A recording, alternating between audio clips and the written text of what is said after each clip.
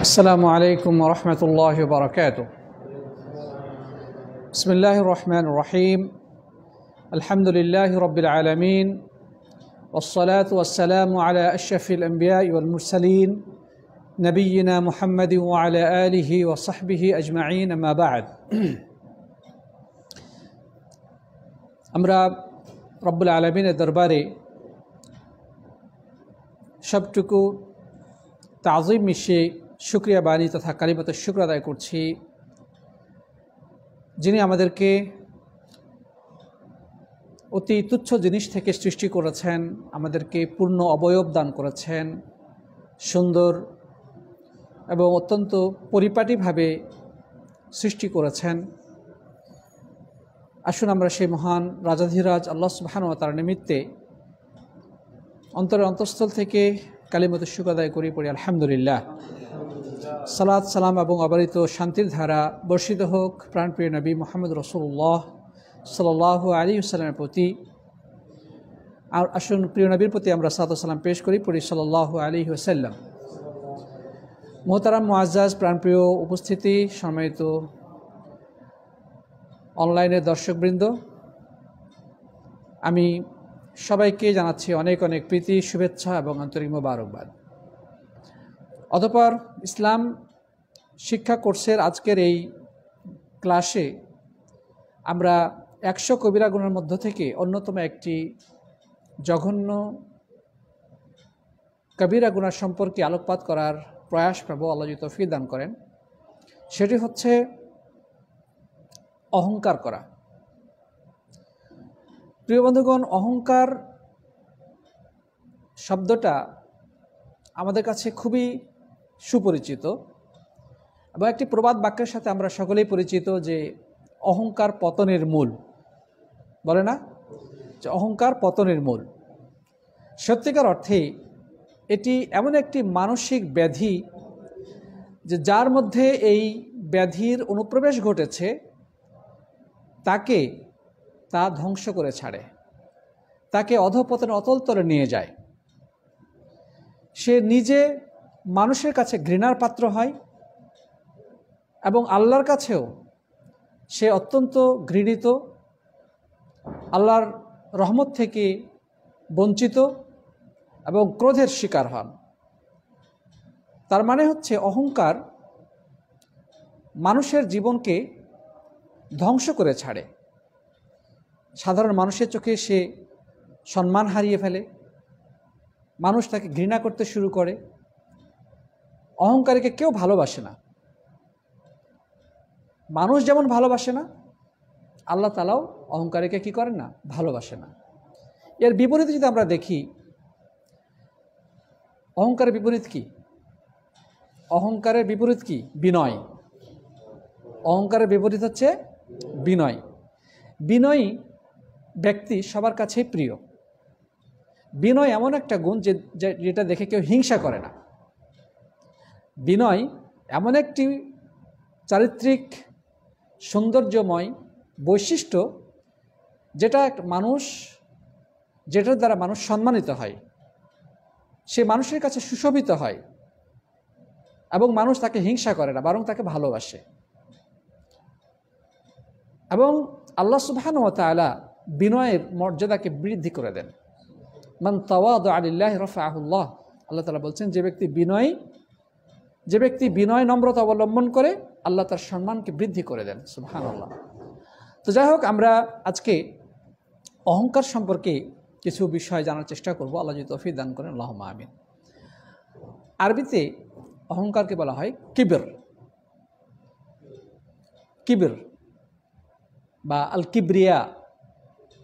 আর অহংকারীকে বলা হয় মুতাকাব্বির, তাকাব্বুরকারী। তাকাব্বুরকেও এটাও বলা হয় তাকাব্বুরকারী বা অহংকারী, যা কিবির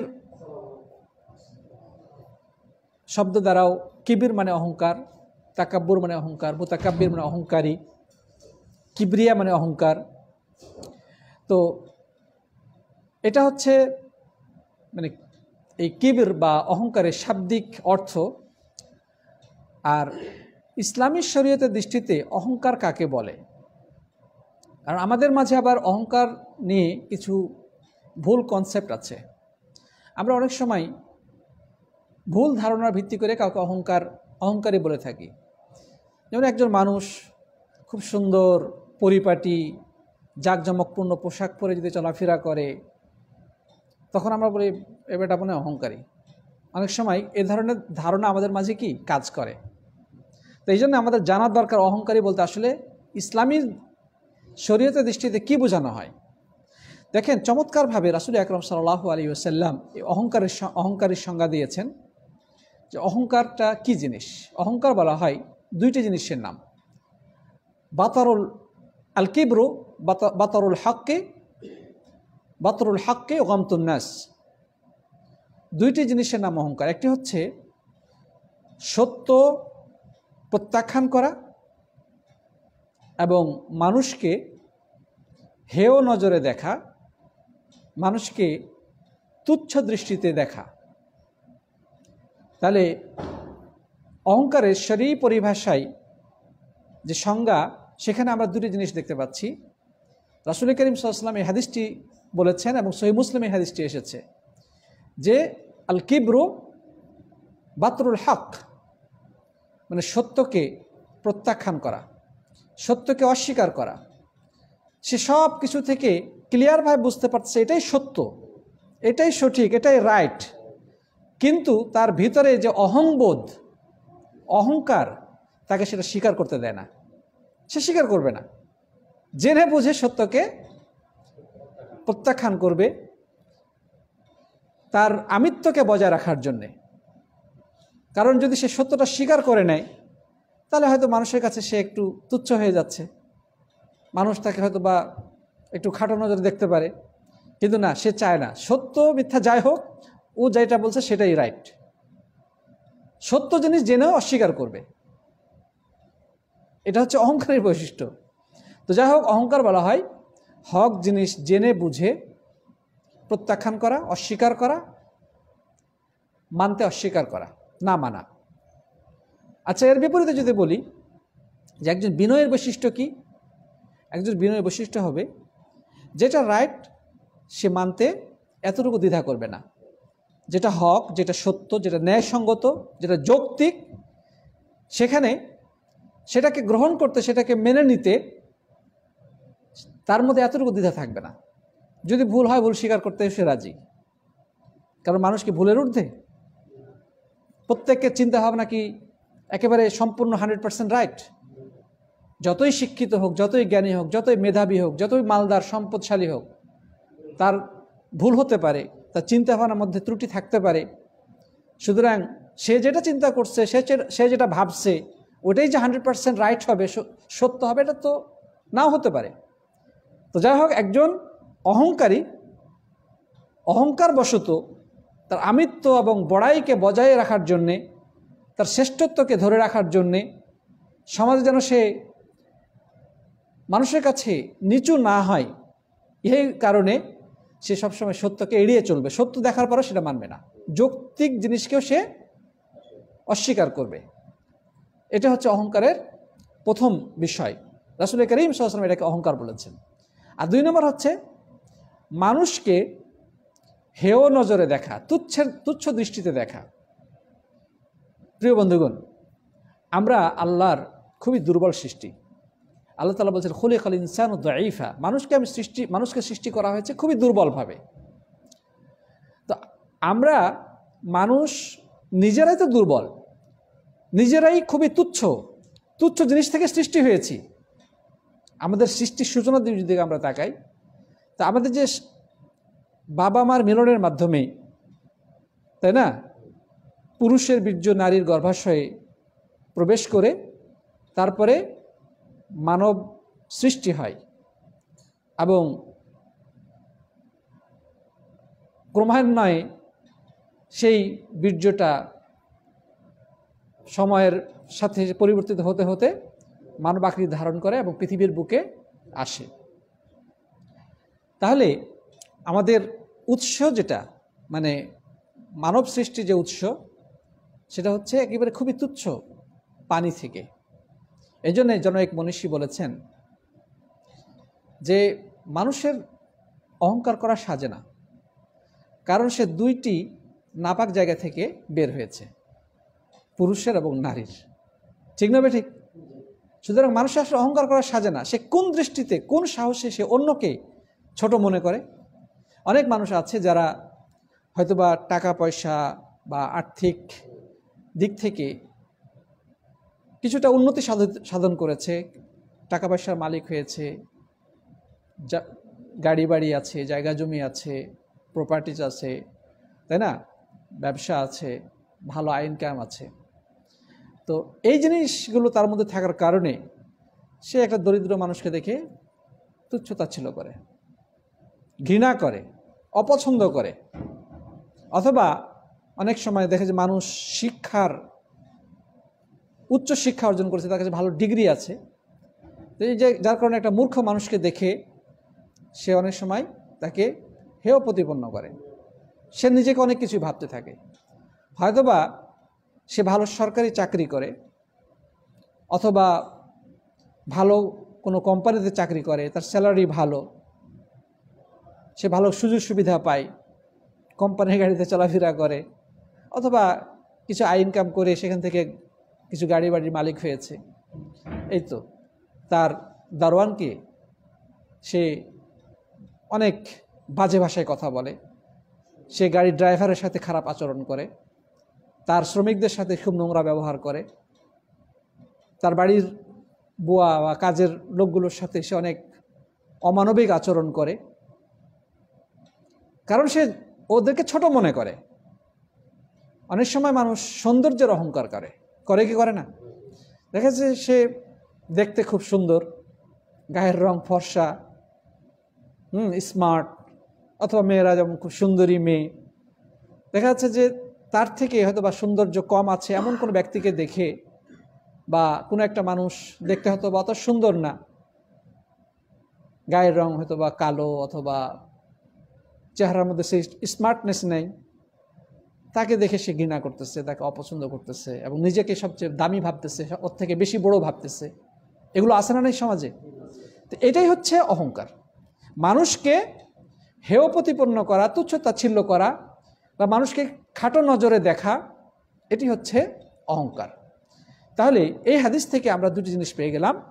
অহংকারের সংজ্ঞা রাসূল আকরাম সাল্লাল্লাহু আলাইহি ওয়াসাল্লাম যেটা দিয়েছেন সেটি হচ্ছে, অহংকার কাকে বলে? প্রথমত সত্যকে প্রত্যাখ্যান করা বা সত্যকে অস্বীকার করা, আর দুই নম্বর হচ্ছে কি?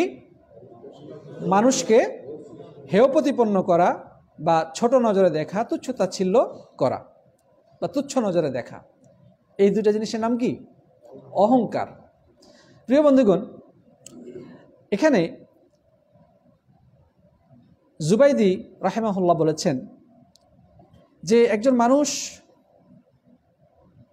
অহংকার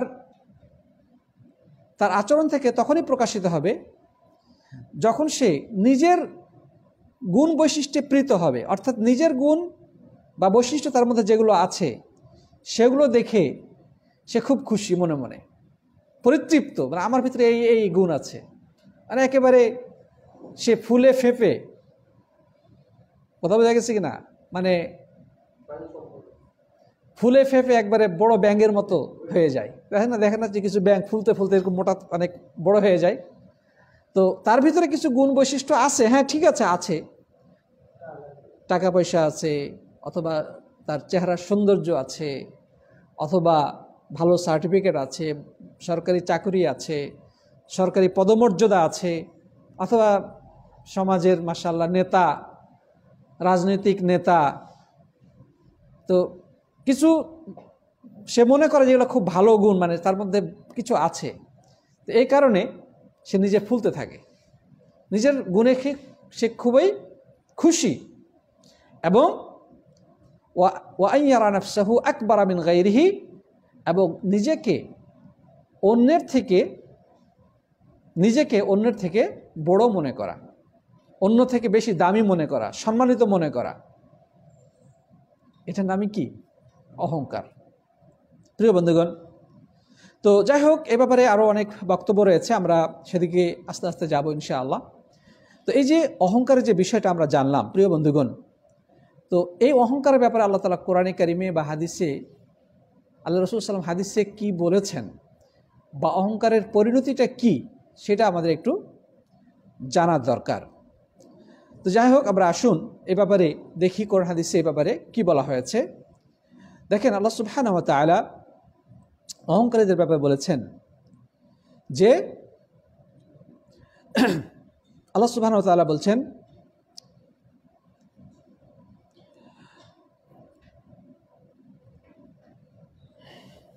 তিলকা দারুল আখিরাতু নাজআলুহা লিল্লাযিনা লা ইউরিদুনা উলুওয়ান ফিল আরদি ওয়ালা ফাসাদান ওয়াল আকিবাতুল মুত্তাকিন। যে আখিরাতের কল্যাণ ওই সমস্ত লোকদের জন্যেই যারা দুনিয়াতে বড়ত্ব বা খুব নিজেদেরকে অন্যদের থেকে অনেক উঁচু মনে না করে এবং সমাজে যারা বিশৃঙ্খলা সৃষ্টি না করে, আখিরাতের সুপরিণতি, কল্যাণকর পরিণতি তাদের জন্যই।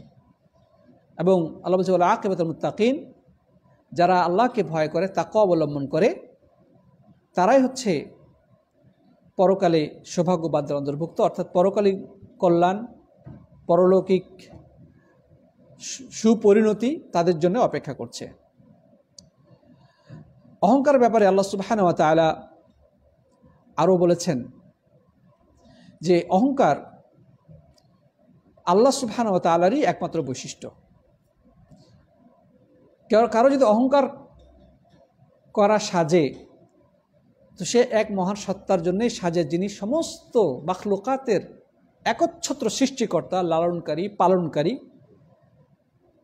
দুনিয়ার অর্থ সম্পদ, মানুষের মান সম্মান, মানুষের পদমর্যাদা সব কিছু যিনি দান করেন, সেই মহান অধিপতি আল্লাহ সুবহানাহু ওয়া তাআলা। অহংকার সাজে কেবল তারই। সেই সৃষ্টিকর্তা আল্লাহ সুবহানাহু ওয়া তাআলা ব্যতিরিকে, সেই মহান অধিপতি আল্লাহ তাআলা ব্যতিরিকে তার সৃষ্টির জন্য অহংকার সাজে না। এটা খুবই নিন্দনীয়। এই জন্য আল্লাহ সুবহানাহু ওয়া তাআলা নিজের নাম মুতাকাব্বির বলেছেন। আল্লাহ রাব্বুল আলামিন তিনি অহংকারী এবং অহংকার করা তার জন্য সাজে। আমরা যদি সূরা হাশরের 22 থেকে 24 নম্বর আয়াতে দেখি, সেখানে আল্লাহ সুবহানাহু ওয়া তাআলা তার অনেকগুলো গুণ বৈশিষ্ট্য বর্ণনা করেছেন। তার মধ্যে একটি হচ্ছে আল জব্বার আল মুতাকাব্বির, তিনি মহাপ্রতাপশালী এবং তিনি অহংকারী। ঠিকই আছে, যিনি মহাপ্রতাপশালী, যার ক্ষমতা প্রতিপত্তি অপরিসীম, অপ্রতিরোধ্য, তিনি অহংকারী হতেই পারেন, তার জন্যই এই অহংকার সাজে। কিন্তু যারা সৃষ্টিগতভাবে দুর্বল, হেয় তুচ্ছ পানি থেকে সৃষ্টি হয়েছে, নাপাক জায়গা দিয়ে যারা দুনিয়ার বুকে আগমন করেছে, যারা পৃথিবীতে আসার পরে পেশাবের মধ্যে, পায়খানার মধ্যে পড়ে থেকেছে, যতক্ষণ পর্যন্ত মা তাকে সে পেশাব পায়খানা থেকে উঠিয়ে ধুইয়ে মুছে সাফ না করেছে, সে ততক্ষণ পর্যন্ত ওভাবে পড়ে থেকেছে। যার অবস্থা ছিল যে যদি তাকে পিপিলিকায় কামড়ায়, মশা তার গায়ে রক্ত চুষে খায়, তারপরও সে মশা তাড়ানোর মতো ক্ষমতা যার ছিল না। মানুষ তো এতটাই দুর্বল যে হঠাৎ অন্ধকারের মধ্যে যদি অদ্ভুত কিছু তার সামনে চলে আসে, হিতাহিত জ্ঞাপনে বেহুশ হয়ে পড়ে যায়। ভয়ানক কোনো আওয়াজ শুনলে সে বেহুশ হয়ে যায়, তার হুঁশ ঠিক থাকে না। খুব সুন্দর শরীর, খুব দেখতে খুব ভালো, শরীরের তেজ আছে, সব কিছু আছে, কিন্তু যদি কন্টিনিউয়াসলি 5-6 বার পাতলা পায়খানা হয়, হ্যাঁ, খাইতে যদি একদম ঠিক মতো না পায়, বা খাইলে যদি সেটা শরীরের মধ্যে গ্রহণ না করে, তার দুইজনের কাঁধে ভর না দিয়ে উঠতে পারে না। ঠিক না? ঠিক এতটাই মানুষ দুর্বল। সামান্য কারণেই মানুষ দুশ্চিন্তায় ভেঙে পড়ে, মুষড়ে পড়ে, ভবিষ্যতে কি হবে, অতীতে কি ঘটে গেছে, এই সামান্য বিভিন্ন জীবনের দুর্ঘটনাতেই মানুষ একেবারে ভেঙে পড়ে, মুষড়ে পড়ে, টেনশনে অস্থির হয়ে যায়, চেহারা ফ্যাকাশে হয়ে যায়। সকালে খাইছে, দুপুরে খাইছে, রাত্রে খাইতে না পারলে চেহারার দিকে তাকানো যায় না। 2 দিন পরে 2 দিন যদি না খেয়ে থাকতে পারে, তারপর দিন না খাইতে পারে, তারপরের দিন বিছানাই। ঠিক না ঠিক? তাহলে এই মানুষ কিভাবে অহংকারী ভাবতে পারে, মানুষ কিভাবে অহংকার করতে পারে? এটা কি তার জন্য সাজে? আসলে মানুষের জন্যে অহংকার করাটা নিতান্তই বেমানান। আল্লাহ সুবহানাহু ওয়া তাআলার অধিকার আছে এই অহংকারীকে শাস্তি দেওয়ার। আল্লাহ তাআলা তাই তো বলেছেন, যে হাদিসটি বর্ণনা করেছেন আবু হুরায়রা রাদিয়াল্লাহু তাআলা আনহু, যে আল্লাহ তাআলা বলছেন যে ক্বাল আল্লাহু আযজা ওয়া জাল, মহান আল্লাহ তাআলা বলেন, অর্থাৎ এটা হাদিসে কুদসি, যে হাদিসের মধ্যে পাওয়া যাবে যে আল্লাহ বলেছেন, তখন বুঝতে হবে এটা হাদিসে কুদসি। তো হাদিসে কুদসিতে আল্লাহ তাআলা বলছেন, আল কিবরিয়া ও রিদাই ওয়াল আযমাতু ইজারি। কিবরিয়া মানে হচ্ছে অহংকার, হচ্ছে আমার চাদর, এবং মহত্ব আমার লুঙ্গি। ফামান নাযাআনি ওয়াহিদাম মিনহুমা কাযাফতুহু ফিন্নার। কেউ যদি এই 2টা জিনিসের কোনো একটিকে ধরে টানাটানি করে, তাহলে তাকে আমি জাহান্নামে আগুন নিক্ষেপ করব। এই হাদিসটি ইবনে মাজা, ইবনে হিব্বান, আহমদ এবং আবু দাউদে বর্ণিত হয়েছে। তাহলে অহংকার করা, বড়াই করা, অহংকার হচ্ছে আল্লাহর চাদর, এবং বড়াই করা বা মহত্ব এটি হচ্ছে আল্লাহ সুবহানাহু ওয়া তাআলার লঙ্গি। তো কেউ যদি অহংকার করে, কেউ যদি নিজেকে নিয়ে খুব গর্ববোধ করে, বড়াই করে, সে যেন আল্লাহর এই সমস্ত বৈশিষ্ট্য ধরে টানাটানি করলো, আর রব্বুল আলামিন এর জন্য অধিকার আছে ওই ব্যক্তিকে জাহান্নামের আগুনে শাস্তি দেওয়ার। প্রিয় বন্ধুগণ, তো এই অহংকার এতটাই ক্ষতিকারক মানুষের জন্যে যে মানুষকে অহংকার হক গ্রহণে বাধা দেয়, সে সত্য গ্রহণ করতে পারে না। এবং আল্লাহর সৃষ্টি জগতের মধ্যে সর্বপ্রথম যে অহংকার করেছিল সে কে? সে হচ্ছে ইবলিস, মানব জাতির প্রকাশ্য দুশমন, আল্লাহর লানতপ্রাপ্ত, রাজিম, বিতাড়িত, মারদুদ শয়তান। সে হচ্ছে পৃথিবীর মধ্যে আল্লাহর সৃষ্টি জগতের মধ্যে সবচেয়ে প্রথম অহংকারকারী।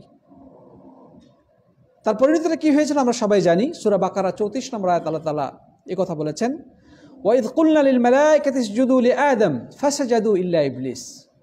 আল্লাহ তাআলা বললেন, যখন আমি ফেরেশতাদেরকে বললাম যে তোমরা আদমকে সেজদা করো, তখন সকলেই সেজদা করলো ইবলিস ব্যতিরিকে। আবা ওয়াস্তাকবারা ওয়া কানা মিনাল কাফিরিন, সে অস্বীকার করলো সেজদা করতে এবং সে অহংকার করলো। সে অহংকার করলো, সে যুক্তি দেখালো আল্লাহর হুকুমের সামনে।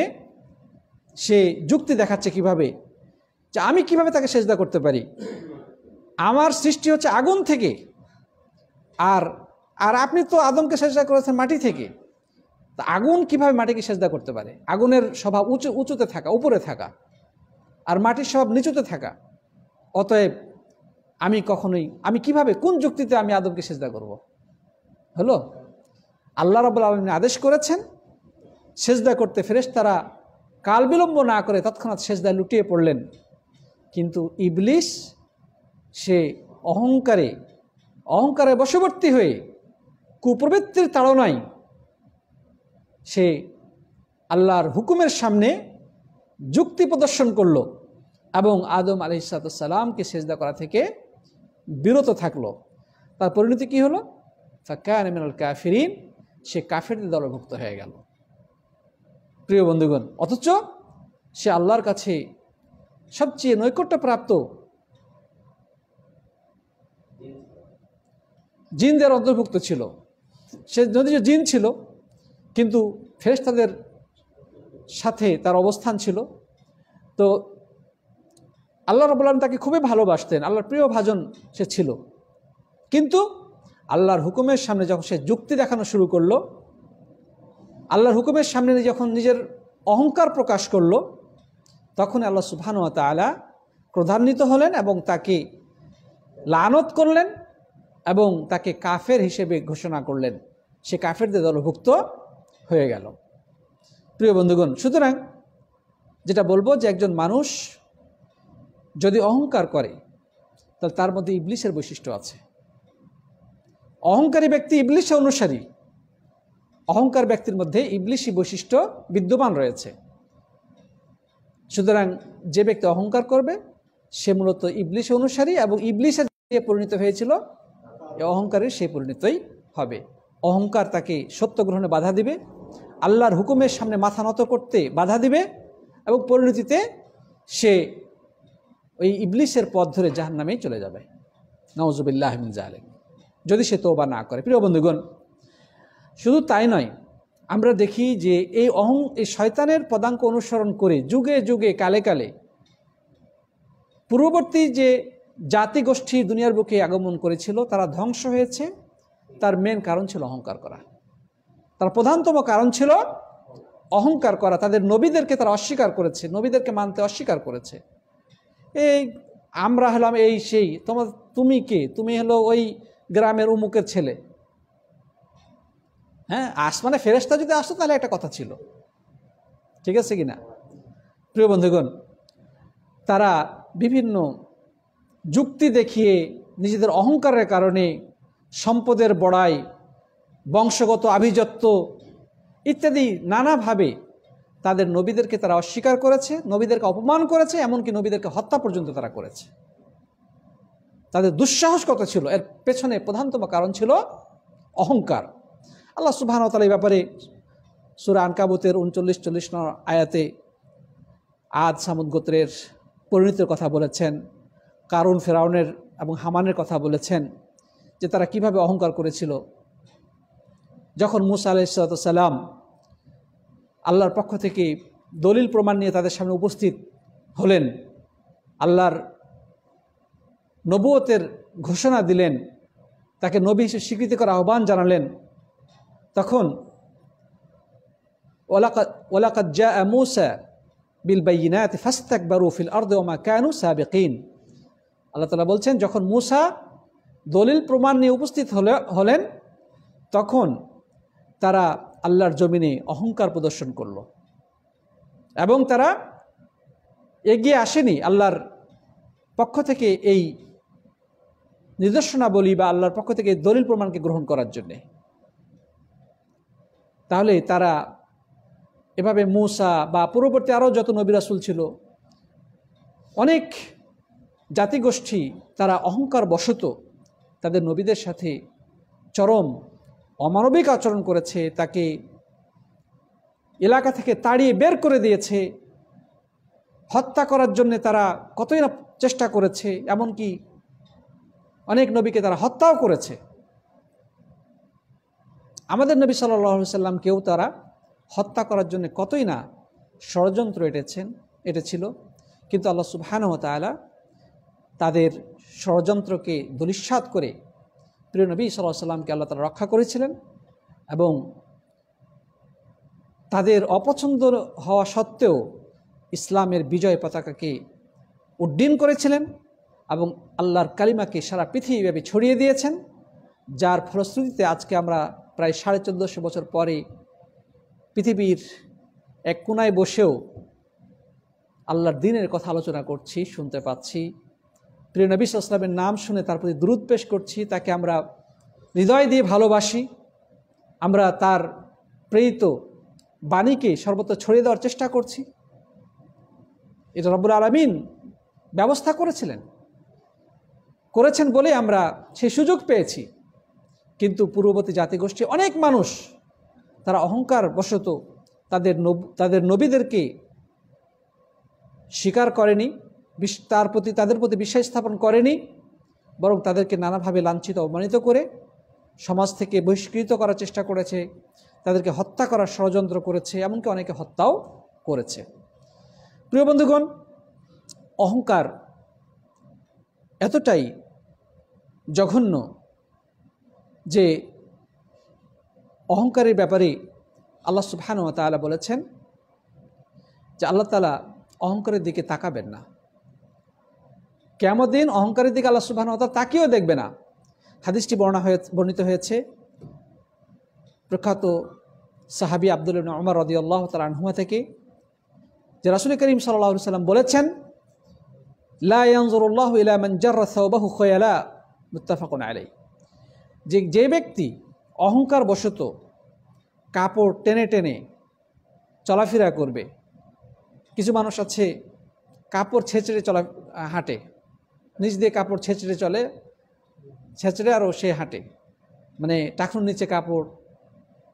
তো আল্লাহ রাসূল সাল্লাল্লাহু আলাইহি সাল্লাম বলেছেন যে কিয়ামতের দিন আল্লাহ তাআলা এই শ্রেণীর মানুষের দিকে তাকিয়েও দেখবেন না। এটা আল্লাহর কাছে এতটাই তারা ঘৃণিত হবে, আল্লাহর কাছে এতটাই তুচ্ছ হবে যে রব্বুল আলামিন কিয়ামতের দিন ওই সমস্ত অহংকারীদের দিকে তাকিয়েও দেখবেন না। প্রিয় বন্ধুগণ, এরকম অনেক আয়াত রয়েছে, অনেক হাদিস রয়েছে। আসলে সময়ের অভাবে আমরা সব কিছু বলতে পারবো না। কোরআন হাদিসে অনেক বক্তব্য এসেছে অহংকার সম্পর্কে। আল্লাহ তাআলা বলছেন, ইন্নাল্লাযীনা কাযযাবু বিআয়াতিনা ওয়াস্তাকবারু আনহা লা তুফাত্তাহু লাহুম আবওয়াবুস সামা ওয়া লা ইয়াদখুলুনাল জান্নাতা হাত্তা ইয়ালিজাল জামালু ফি সাম্মিল খিয়াত ওয়া কাযালিকা নাজজিল মুজরিমিন। আল্লাহ তাআলা বলছেন, যারা আমার আয়াত তথা নিদর্শনাবলীকে অস্বীকার করে এবং এগুলোর ব্যাপারে অহংকার প্রদর্শন করে, তাদের জন্য আসমানের দরজাগুলোকে খোলা হবে না এবং তারা জান্নাতেও প্রবেশ করবে না যতক্ষণ না শুঁয়ের পশ্চাৎ দিবস দিয়ে উট প্রবেশ করে। মানে একটা শুঁয়ের পিছনে ছিদ্র দিয়ে যতক্ষণ পর্যন্ত উট প্রবেশ না করে ততক্ষণ পর্যন্ত এরা জান্নাতে যাবে না। তার মানেটা কি? যেভাবে শুঁয়ের পিছন দিয়ে যে উট ঢুকতে পারে না, ঢোকার সম্ভাবনা, ঠিক একইভাবে এদেরও জান্নাতে যাওয়া কিনা সম্ভব নয়, যারা আল্লাহর আয়াতগুলোকে, আল্লাহর নিদর্শনাবলীকে অস্বীকার করে এবং যারা অহংকার করে। কত চমৎকার উদাহরণ! সুবহানাল্লাহ, আল্লাহ সুবহানাহু ওয়া তাআলা উদাহরণ দিয়ে বোঝাচ্ছেন। তারপরে আল্লাহ বলছেন, ও কাযালিকা নাজজিল মুজরিমিন, আমি এভাবেই অপরাধীদেরকে প্রতিদান দিয়ে থাকি। এই অপরাধীদেরকে প্রতিদান, তাদের প্রাপ্য যেটা সেটা আমি দিয়ে থাকি, ওদের পাওনা এটাই। প্রিয় বন্ধুগণ, যাই হোক, এরপরে আরও অনেক হাদিস রয়েছে। আল্লাহ তাআলা বলছেন,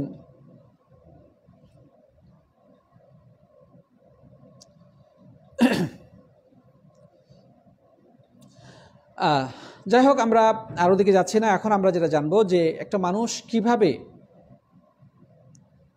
অহংকার থেকে বাঁচতে পারে, অহংকার থেকে কিভাবে বাঁচা সম্ভব। আচ্ছা, এই বিষয়ে যাওয়ার আগে আমরা আরেকটা বিষয় জানবো যে অহংকারী কিভাবে বুঝতে পারবো যে অহংকারী কোন কাজটা সে মানে একজন অহংকারী কিভাবে চেনা যাবে, বা আমার নিজের ভিতরে অহংকারী কোনো আচরণ আছে কিনা, বৈশিষ্ট্য আছে কিনা, সেটা আমরা কিভাবে বুঝবো, কিভাবে জানবো। এই জন্য আলেমগণ বিভিন্ন বিষয় উল্লেখ করেছেন এই ক্ষেত্রে, যে এগুলো দেখে বোঝা যাবে যে অহংকারী কে, বা তার মধ্যে অহংকার আছে কিনা, বা আমার নিজের ভিতরে সে অহংকারটা আছে কিনা। তো মানুষ যদি অহংকারী হয়, তার আচার আচরণ থেকে কিন্তু সেটা ফুটে ওঠে, ঠিক না ঠিক? তার কথা বলা থেকে, তার চলাফেরা থেকে অহংকার কিন্তু ভাবটা ফুটে ওঠে। সে এমনভাবে চলাফেরা করবে যে মানুষ তাকে দেখে ভয় পাবে। সে এমন নিজের অহংবোধ নিয়ে, এমন গুরুগম্ভীরভাবে ভাব নিয়ে চলবে যে মানুষ তার আশেপাশে যেতেও ভয় পাবে। কথা বোঝা গেছে কিনা? সে মানুষের সাথে মিশবে না, সমাজের সাধারণ শ্রেণীর সাথে তার চলাফেরা নেই, তার চলাফেরা শুধু হাই লেভেল লোকদের সাথে। কিন্তু গ্রামের সহজ সরল খেটে খাওয়া মানুষের সামনে সে কখনোই যাবে না, তাদের বাড়িতে সে কোনোদিন পা রাখবে না, কে দাওয়াত দিলে দাওয়াত নেবে না। আরে গরিব ফকির মানুষেরা কি, এদের বাড়িতে কি যাওয়া যায়, এটা যাওয়া ঠিক? তার মান সম্মানে এটা আঘাত লাগবে। তো এটা হচ্ছে অহংকারের বৈশিষ্ট্য। তারপরে সে মনে করবে যে আমি সবচেয়ে বেশি জানি। আরে আমার থেকে এই গ্রামের মধ্যে সব বেশি জানেওয়ালা কে আছে? মানে নিজেকে সব জানতা ভাববে। অহংকার এটা একটা বৈশিষ্ট্য। অন্যকে সবসময় চুনোপুটি ভাববে, নিজেকে রাঘব বোয়াল আর অন্যকে চুনোপুটি। মানে সে মনে করবে যে আমি তো অনেক কিছু, হামসে বড় ডাঙ্গারে নিস্ত, আমার থেকে বড় গরু আর পৃথিবীতে নাই, ও সবচেয়ে বড় গরু। বোঝা গেছে? আর অন্যরা সবাই চুনোপুটি, অন্যদের কোনো দাম নাই, ওরা হচ্ছে সব রাখাল পাখাল, হ্যাঁ, গরিব শরীফ মানুষ, ওর কাছে এগুলো কেন ভ্যালু নেই। নিজেকে খুব বড় মনে করবে, অন্যকে চুনোপুটি ভাববে, অন্যদেরকে ছোট লোকের বাচ্চা, হ্যাঁ। তারপরে ওই তোরা তো, তোর বাপদাদা আমাদের বাড়িতে কাজ করছে, আমাদের খাবার খেয়ে তোরা বড় হয়েছিস, বলে না? অহংকারী লোকেরা এই কথা বলবে। আর যারা বিনয়ী তারা কখনোই মানুষকে খোঁটা দিবে না। যদি সে উপকারও করে সে কখনোই খোঁটা দিবে না। সে বলবে যে আল্লাহ আমাকে দিয়েছিল, আল্লাহ তাআলা আমাকে দিয়েছিলেন, আমি যতদূর সম্ভব চেষ্টা করেছি মানুষকে সাহায্য সহযোগিতা করার। এটা হচ্ছে বিনয়ের পরিচয়। কিন্তু অহংকারী বলবে, আরে আমার খেয়ে তোরা বড় হয়েছিস, আমার বাড়িতে কাজ করে বড় হয়েছিস, আমার বাড়িতে লজিং থেকেছিস, আর আজকে ওয়াজ শোনাতে আসিস আমাকে। এটা হচ্ছে অহংকারী মানুষের পরিচয়। তারপরে সে নিজেকে ভাব নেবে যে সে মানে ডিসি, এসপি, তারপরে মন্ত্রী, ও সবার কাছে খুবই পরিচিত এবং সবাই তাকে চেনে, রেসপেক্ট করে, সম্মান করে, এমন একটা ভাব নিয়ে এসে থাকবে। আছে না এই সমাজে কিছু মানুষ? ঘোড়ার ডিম সে কিছুই না, কিন্তু মানুষের সাথে যখন কথাবার্তা বলবে তখন এমন একটা ভাব দেখাবে যে সে একেবারে প্রশাসনের উচ্চ লেভেল পর্যন্ত সবার কাছে খুব পরিচিত এবং সে একদম সম্মানিত ব্যক্তি, আসলে ঘোড়ার ডিম। তারপরে আরে আমি না থাকলে তোমাদের যে কি হতো, বলে কি না? যে আমি আছি বলেই তোমরা বেঁচে গেছো, আমি যদি না থাকতাম তাহলে যে তোমাদের কি অবস্থাটা হতো, কি পরিণত হতো। এই ধরনের বক্তব্য দিয়ে মানুষকে নিজের দিকে, নিজের বড়ত্ব বা অহংকার প্রকাশ করবে। প্রিয় বন্ধুগণ, নিজের শিক্ষা দীক্ষার কাছে সে অন্যান্য মূর্খ মানুষদেরকে তুচ্ছ করে বলবে যে আমি তোমাদেরকে এই সলা পরামর্শ দিয়ে, জ্ঞান বুদ্ধি দিয়ে বড় করেছি, আমার সুপারিশে চাকরি হয়েছে তোমার, না হলে তুমি তো না খেয়ে মরতি, তোদের পেটে ভাত জুটতো না। তো এই জাতীয় যারা কথা বলে তারা মূলত অহংকারী। এদের আচরণ থেকে, এদের কথাবার্তা থেকে, এদের চলাফেরা থেকে সর্বত্রই মানুষকে তুচ্ছ তাচ্ছিল্য করার মনোভাবটা ফুটে ওঠে এবং নিজে যে সে খুব বড়, খুব মহান ব্যক্তি, এই জিনিসটা সব জায়গায় সে ফুটিয়ে তোলার চেষ্টা করে। তার হাঁটা চলাফেরার মধ্যেও দেখবেন যে অন্য ধরনের স্টাইল, লাপরোয়া ভাব, কাউকে সে পরোয়া করে না। বিনয়ী মানুষেরা কখনো এমন হয় না। একজন বিনয়ী মানুষ, তার যত কিছুই থাক, সে অনেক কিছু জানার পরেও বলবে যে আসলে আমি তো অত বেশি কিছু জানি না। তার যদি অনেক টাকা পয়সাও থাকে, সে বলবে যে না, আল্লাহ তাআলা আমাকে যতটুকু দিয়েছেন আমি এতেই খুশি, আপনাদের যদি কিছুর উপকার করতে পারি আল্লাহর দেওয়া সম্পদ থেকে, আমি এতেই খুশি হব। এটা হচ্ছে বিনয়ী মানুষের পরিচয়।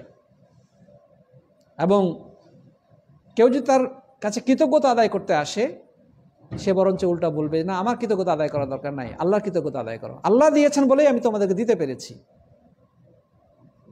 প্রিয় বন্ধুগণ, যাই হোক, এ ধরনের অহংকারী মানুষরা মানুষের সম্মান হারায়, আর আল্লাহর কাছে তো এর পরিণতি ভয়াবহ অপেক্ষাই করছে।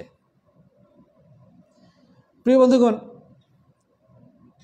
আলেমদের পূর্ববর্তী যে সমস্ত সালাফগণ এই অহংকারীদের ব্যাপারে অনেক কথা বলেছেন, দু একটি পয়েন্ট এখানে উল্লেখ করতে চাই।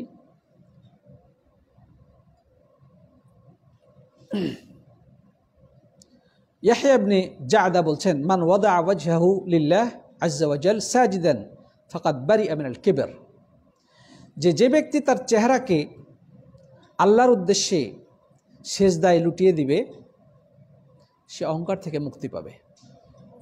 অর্থাৎ একজন মানুষ যখন নিজের মান সম্মান, ইজ্জত, নিজের আমিত্ব, নিজের গৌরব সব কিছুকে আল্লাহর সামনে ভুলুণ্ঠিত করে দিয়ে সেজদায় লুটিয়ে পড়ে এবং তার শরীরে সবচেয়ে উন্নত স্থান তার কপালটাকে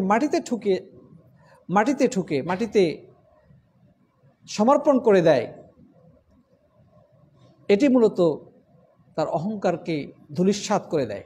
অহংকার তার ভিতর থেকে একেবারে মুছে যায়, যে আল্লাহর সামনে সে কতই নগণ্য তুচ্ছ, যে তার সমস্ত মান সম্মানকে সে ফেলে দিয়ে আল্লাহর সামনে নিজের মাটিতে আল্লাহকে উদ্দেশ্য করে তার কপালটা ঠেকিয়ে দিয়েছে। তো সেজদা করার মাধ্যমে মানুষের অন্তর পবিত্র হয়, অহংকার থেকে মুক্ত হয়।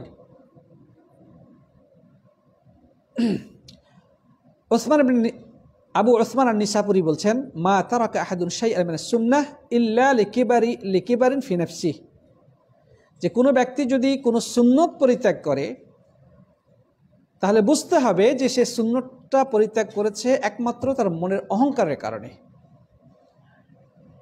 যে কোনো মানুষ কোনো সুন্নতকে যদি বাদ দেয়, জানে যে এটা আসলে হাদিস দ্বারা সুন্নত প্রমাণিত, সুন্নত সে মানবে না, তাহলে বুঝতে হবে তার ভিতরে অহংকার আছে।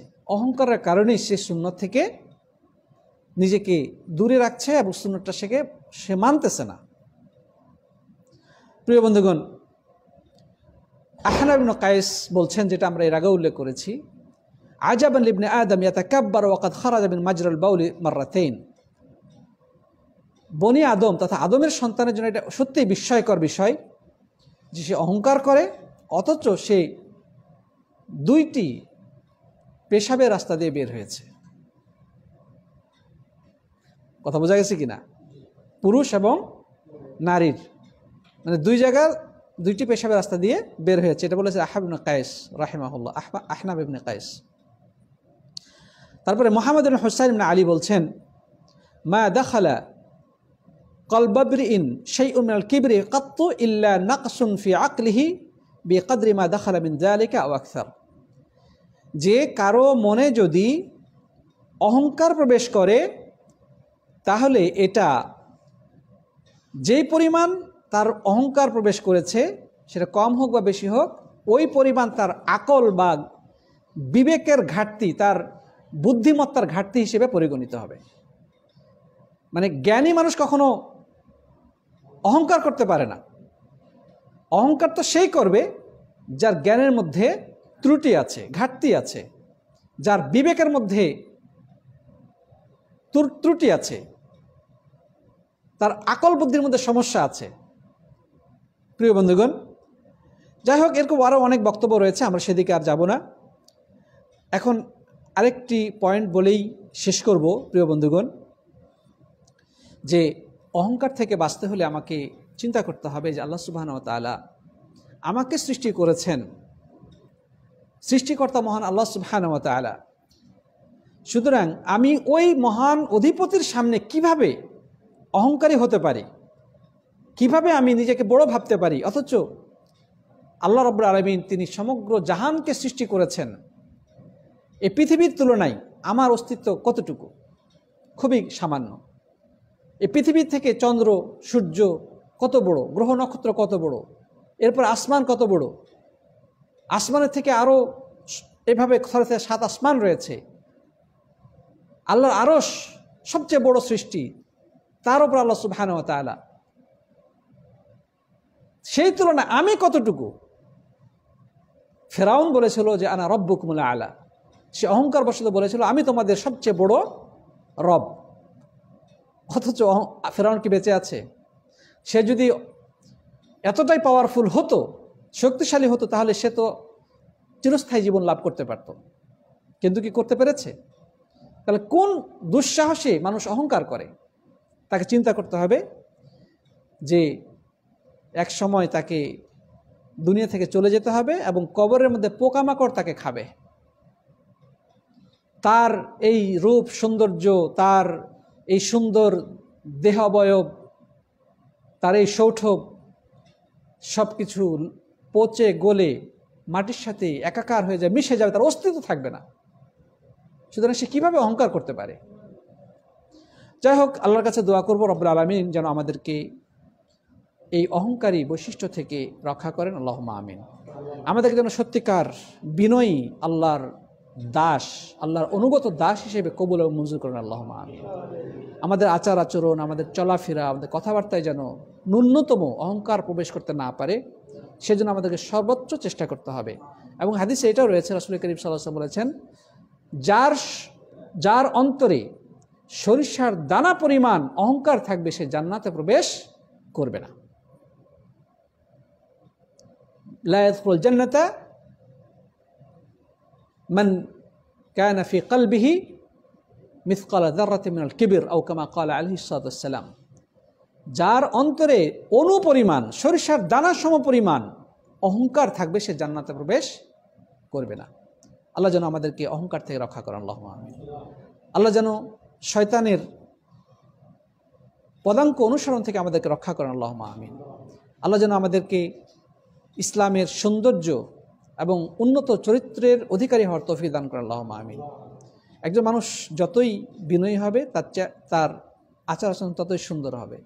সে মানুষের প্রশংসা পাবে, মানুষের কাছে প্রিয় ভাজন হবে, আল্লাহর কাছেও প্রশংসিত এবং প্রিয় ভাজন হবে। আল্লাহ যেন আমাদেরকে এই বৈশিষ্ট্য অর্জন করার তৌফিক দান করেন। আল্লাহুম্মা আমিন। জাযাকুমুল্লাহু খায়রান। হাদা ওয়া সাল্লাল্লাহু আলা নবিয়িনা মুহাম্মদ ওয়া আলা আলিহি ওয়া সাহবিহি আজমাইন।